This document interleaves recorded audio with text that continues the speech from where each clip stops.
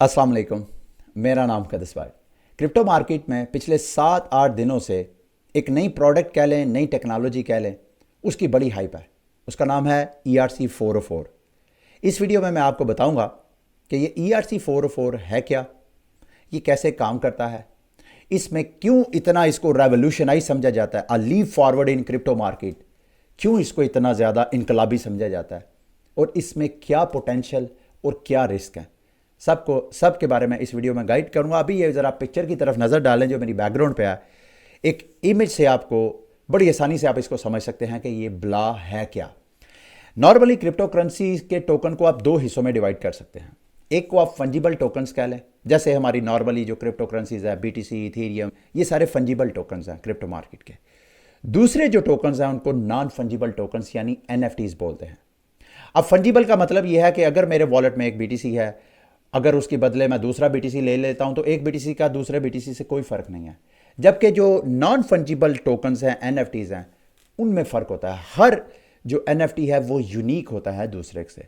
ठीक है, तो इन दोनों ये जो टोकन्स हैं, इन दोनों की प्रॉपर्टीज, क्वालिटीज को मर्ज करके क्रिप्टो मार्केट में एक नई प्रोडक्ट, एक नई टेक्नोलॉजी या एक नया स्टैंडर्ड क्रिएट किया गया है, जिसको ERC-404 बोलते हैं। अब ये ERC-20 जो फंजिबल टोकन है, इसके स्टैंडर्ड्स होते हैं। हर चेन का अपना अपना स्टैंडर्ड होता है।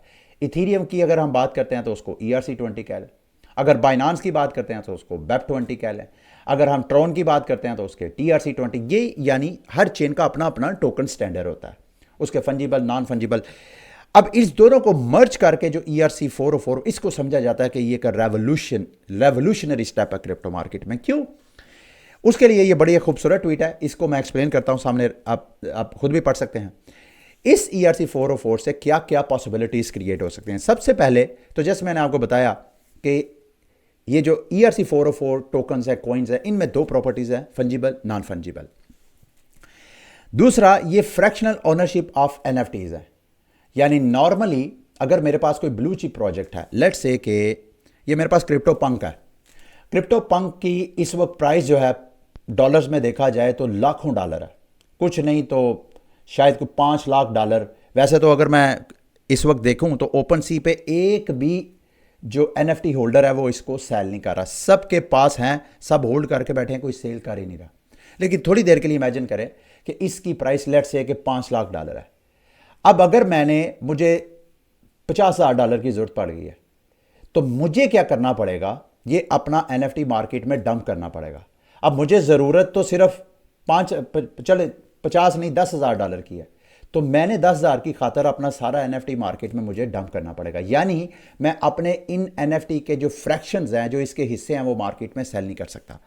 लेकिन ये जो ERC-404 है, इसमें ये क्वालिटी है कि आप अपने, अगर आपके पास कोई एक्सपेंसिव कॉइन है, प्रोडक्ट है, तो उसको आप उसका एक फ्रैक्शन मार्केट में सेल कर सकते हैं।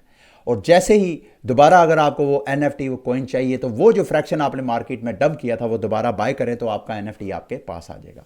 इन अदर वर्ड्स कि लेट्स सी कि ये जो क्रिप्टो पंक है, अगर ERC-404 में होता, मुझे सिर्फ $5,000 की जरूरत है, तो मैं क्रिप्टो पंक का 5,000 निकाल के मार्केट में डंप कर देता, और जैसे ही मुझे दोबारा क्रिप्टो पंक की ज़रूरत पड़ती, वही 5,000 मैं फिर ऐड करता तो मेरा क्रिप्टो पंक दोबारा बन जाता।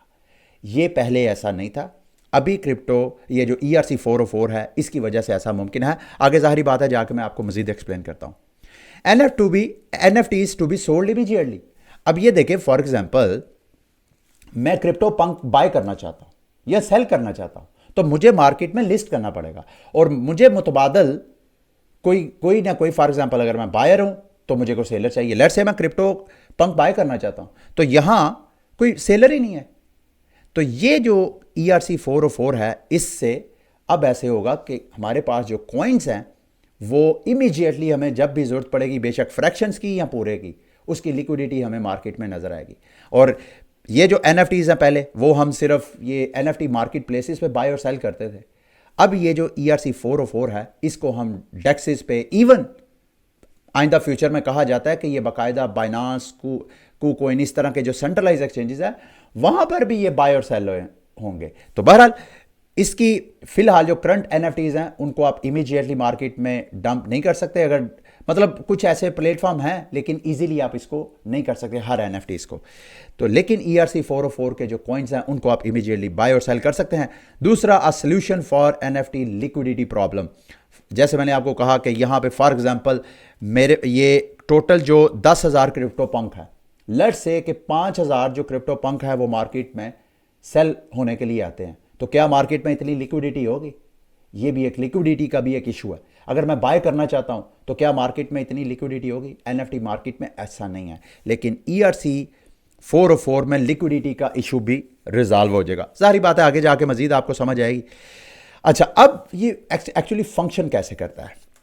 जब भी आप ERC-404 के स्टैंडर्ड का फॉर एग्जांपल आप एक कॉइन बाय करते हैं, जैसे ही आप एक कॉइन बाय करते हैं तो वो एक कॉइन उसके जैसे ही आपके वॉलेट में आप कॉइन आ जाता है, ऑटोमेटिक आपका वॉलेट अगर वो ERC-404 टोकन है तो बदले में आपके एक कॉइन के बदले में उसके साथ अटैच जो एनएफटी है वो भी मिंट हो जाएगी।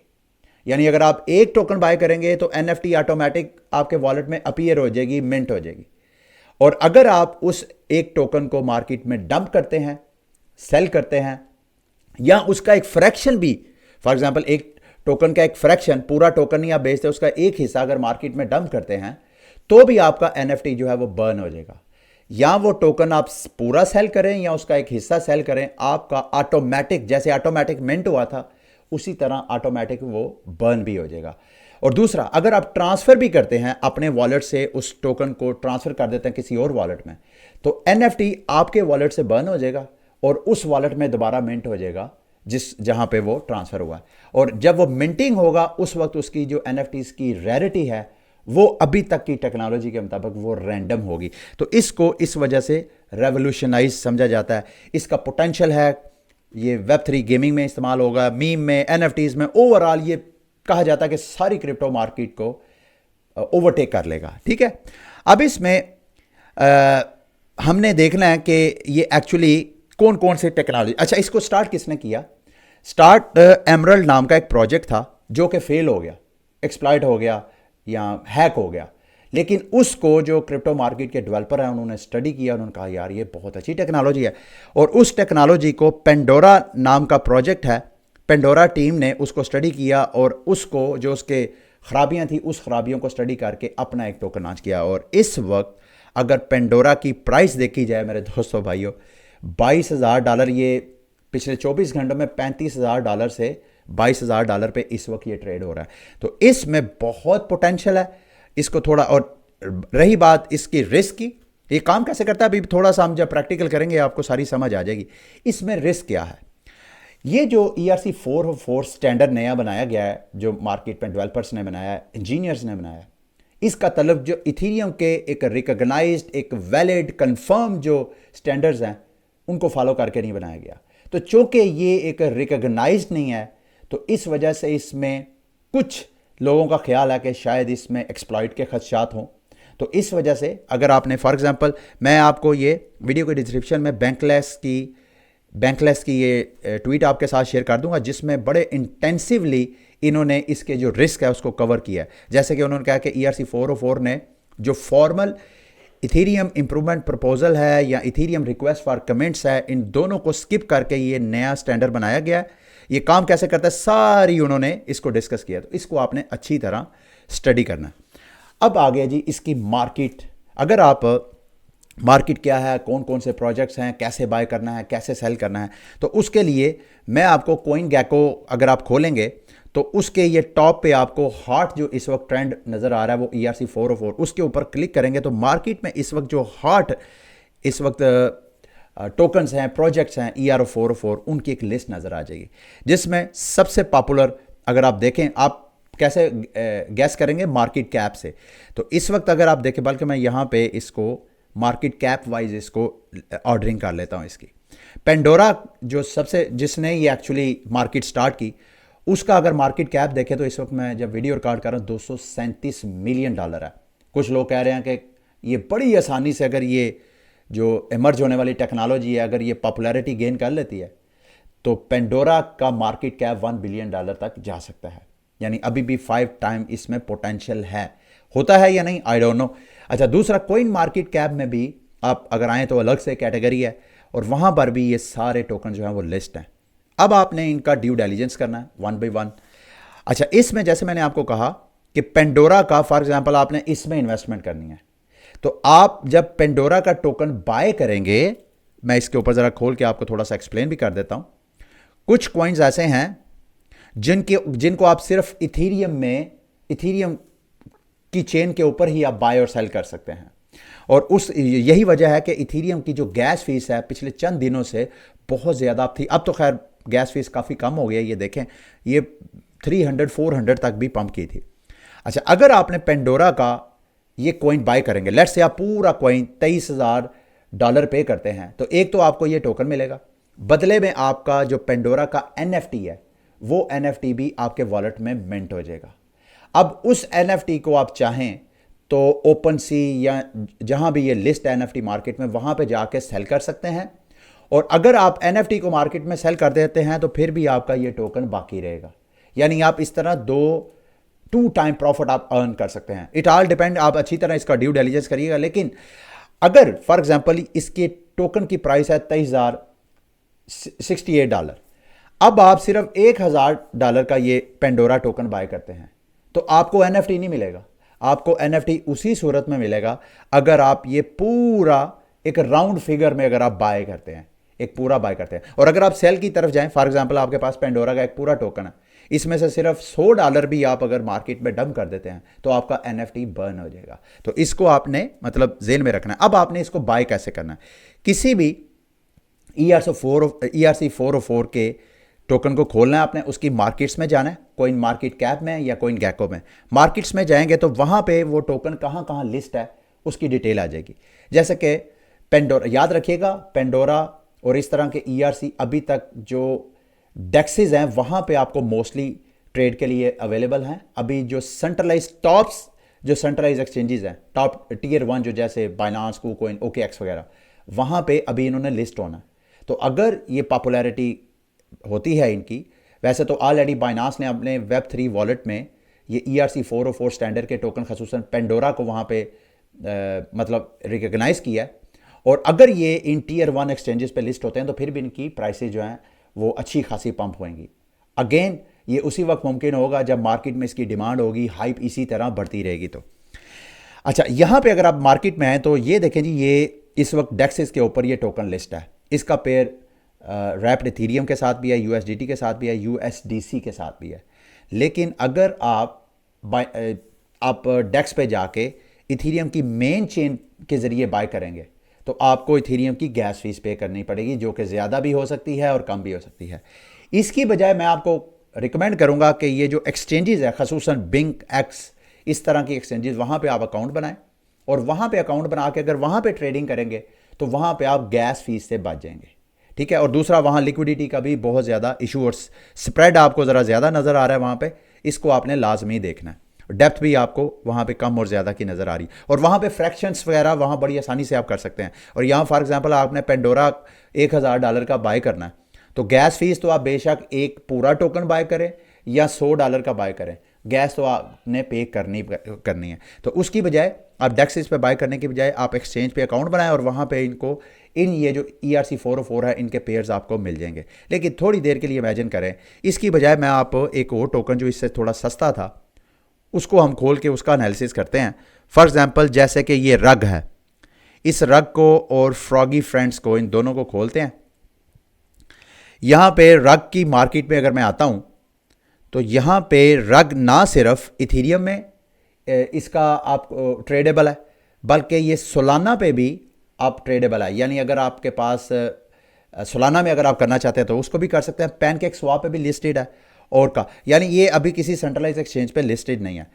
थोड़ी देर के लिए इमेजिन करें कि आप बाइनांस स्मार्ट चेन के जरिए करना चाहते हैं तो ऊपर आके इसका कॉन्ट्रैक्ट एड्रेस जो बाइनांस वाला है या सोलाना वाला है, यहाँ से लेट्स से कि मैं बाइनांस का ये कॉपी करता हूँ, पैनकेक स्वैप को यहाँ पे मैं खोलता हूँ। ये मैं बाय और सेल का तरीका आपको बताने लगा हूँ कि कैसे आप बाय और सेल कर सकते हैं। यहाँ पे आके मैंने टोकन आप चूँकि ट्रेड करना है, मैंने बाय करना है या सेल करना है, तो यहाँ पे ऊपर मैंने BNB देना है। अगर मैंने BNB देना है, ये जो भी कोइन, ऊपर मैं इसका कॉन्ट्रैक्ट पेश करना है। जैसे मैं पेश करूँगा तो यहाँ पे रग का जो टोकन है इंपोर्ट हो गया। लेट्स से कि मैं एक रग टोकन बाय करना चाहता हूँ इसके बदले मुझे कितना BNB पे करना पड़ेगा उसकी अमाउंट आ जाएगी, और यहाँ से मैं ओके पे क्लिक करूँगा, ना सिर्फ रग का टोकन मेरे वॉलेट में आ जाएगा, बल्कि इसके साथ जो अटैच NFT है वो भी मेरे वॉलेट में क्रेडिट हो जाएगा। इसी तरह आप मतलब वन बाय वन जो टोकन्स हैं इन सब का ड्यू डिलिजेंस करें। मार्केट में किन की हाइप है, ओबियसली मार्केट में ये चूँकि एक नई मार्केट इमर्ज हो रही है, इसमें स्कैमर्स भी आएंगे आप लोगों को फंसाने के लिए, तो बी वेरी केयरफुल। अच्छी तरह हर जो ERC-404 प्रोजेक्ट है उसका अपने सोशल मीडिया खोलें, उनको यहाँ पे नीचे आएँ, यहाँ पे आपको उनकी वेबसाइट्स ये देखें, जैसे कि यहाँ पे आपको उनका ट्विटर अकाउंट, उनकी वेबसाइट्स, ये सारी डिटेल आपको मिल जाएंगी। जैसे कि ये देखें dfrog.com वेबसाइट है, यहाँ को खोलें, इनके ट्विटर को पे जाएं, ट्विटर पे जाके इनको अच्छी तरह देखें, सोशल मीडिया पे क्या लोग इनके बारे में बात कर रहे हैं, अच्छी तरह इनको फॉलो करें। अगर तो आपको लगे कि यार कोई जेन्युइन जो मार्केट के प्लेयर्स हैं वो इसमें इन्वॉल्व है, तो उसमें आप सरमायाकारी करें। कोशिश करें कि अगर आप इन्वेस्ट करें तो पूरा एक कॉइन बाय करें, ना कि फ्रैक्शन। सेल करने की जब बात आए तो फिर आपकी मर्ज़ी है, आप थोड़ा सा हिस्सा सेल कर दें और दोबारा जो जितना हिस्सा आपने मिस किया वो हिस्सा दोबारा डालें, तो आपको दोबारा NFT मिल जाएगी। अब अच्छा जैसे मैंने आपको कहा कि ये सिर्फ अभी करंटली इथेरियम और इथेरियम की जो इकोसिस्टम है उसमें आहिस्ता आहिस्ता ये मज़ीद एक्सपेंड भी होगा। जस्टिन सन ने TRC-4 यानी जस्टिन सन भी अब अपना एक TRC-404 स्टैंडर्ड लॉन्च करेगा और उसको भी आपने क्लोजली वॉच करना है। दूसरा बेस जो चेन है उसके ऊपर 2-3 NFT मेरी नज़र से गुजरे थे, वो मैंने बाय किया है। एक मैंने ये इन सब के यहाँ पे लिस्ट में नज़र भी आ जाएगा। ये यहाँ पे अगर आप कॉइन मार्केट कैप में आएंगे तो ये देखें, जो ये मेड स्वीपर एक मैंने ये बाय किया था, और इत्तेफाक से जब मैंने बाय किया था, अच्छा यस भी मैंने बाय किया था इथीरियम का, जब मैंने बाय किया था उस वक्त $69 प्राइस थी और प्राइस जो है नीचे डंप हो गई है। तो यही मैं आपको कह रहा हूँ ये बड़े रिस्की हैं। मेड स्वीपर मैंने बाय किया था, उसमें मैं प्रॉफिट में हूँ और ये बेस चेन के ऊपर है। और दूसरा मैंने NPC बाय किया था, NPC मेरा ख्याल है मैंने $250 का शायद बाय किया था, ये $382 के ऊपर है।